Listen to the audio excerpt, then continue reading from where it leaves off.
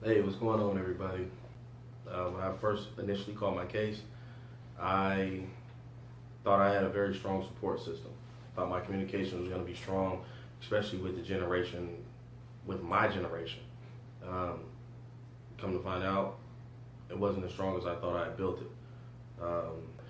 The support system I did have came from my mother and my Aunt Betty. Those are my golden girls. My mother is 24 years older than me. My aunt is about 30 years older than me. They were a very strong support system for me while doing the time that I did. For the most part, when I initially saw how many people would just fall off and lose communication with me, it got to a point where it was sink or swim. So what I turned around and did was, instead of me being uh, distracted with that, I channeled that energy. I'm reaching out to lawyers.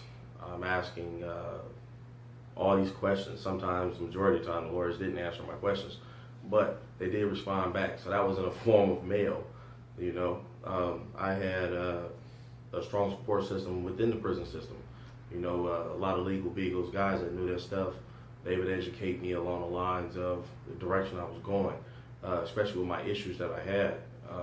The outside Miranda issue with police detectives knowingly ignoring the fact you request counsel.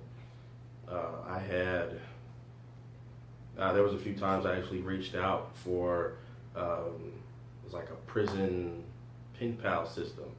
That didn't work out, but I promise you, what I said in my bio, it was nice and it was honest. It was very much so me.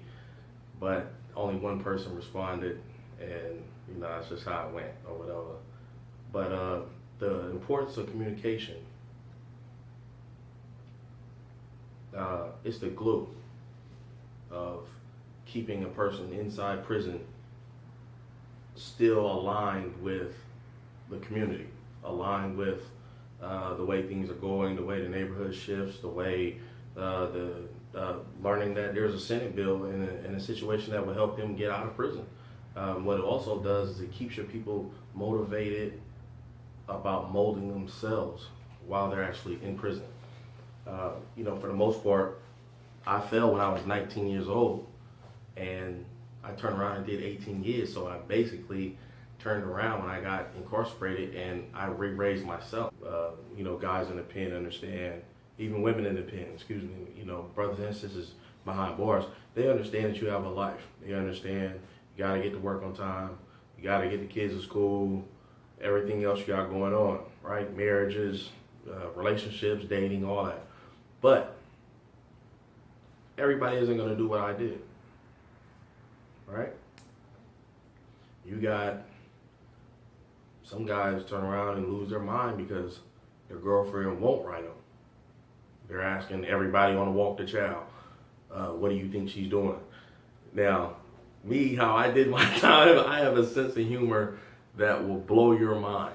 Maybe one day we'll tell some of the jokes that that I had on the walk to child. But for the most part, the information that guys are feeding back to guys about what they think their girl is doing isn't going to be funny to that guy that's hearing. My strongest suggestion is stick with your folks. Write them a footnote. Or you can take one sheet of paper. This is how I write my letters when I was in the can. I take one sheet of paper, I write front and back. I wouldn't write no more pages, additional pages, nothing. Whatever you got on the front and back of one sheet of paper, that's what you got. I try my hardest to cram all my thoughts in that, send it out, that's it for the week. What you can do is take that one sheet of paper, make it seem like it's somewhat of a journal just for them. On this day, Monday, you might have something extremely important to tell them, how the week started. By Wednesday, you might be like, work sucked, right? Friday, oh, this happened, that happened, glad the weekend's here, I'm getting ready to go chill over here, do this, that, and the other. But at least send them something. And why not? Even if you're pissed at them, you can send them a picture of your middle finger and write on the back, you know what you did. hey, he doesn't even care about the picture of the middle finger, and he don't even care about what he did, but he got his name called at mail call. You know what I'm talking about? So the next door neighbor will be like, okay, these folks are staying strong. Not knowing he's getting cussed out by a picture of a finger given a bird to. Because I want people to understand the importance of everybody communicating and staying strong and staying on the same page. And even if you're upset, we still appreciate the mail. I also wanted to share with you the fact that, you know, I had my mother and I had my Aunt Betty to hold me together spiritually and emotionally through the system. And also to point out that everybody is not going to be like me throughout the system and buckle down and just say, you know what, I guess there's nobody out there that actually truly cares about me going through what I'm going through. So I'm going to fight my absolute hardest to get back. And when I get back, then they will see. So I hope everybody picks something up from this. This is quite a journey just even sitting here and talking about it. And for the record, I dressed up because I wanted my folks in the can to see me in something other than blues or casual attire. We don't just go out wearing t-shirts and all that stuff and sweats. Nowhere. We get back, we get fly. Hey, I appreciate you guys watching. And until the next time, it's on. Be smooth.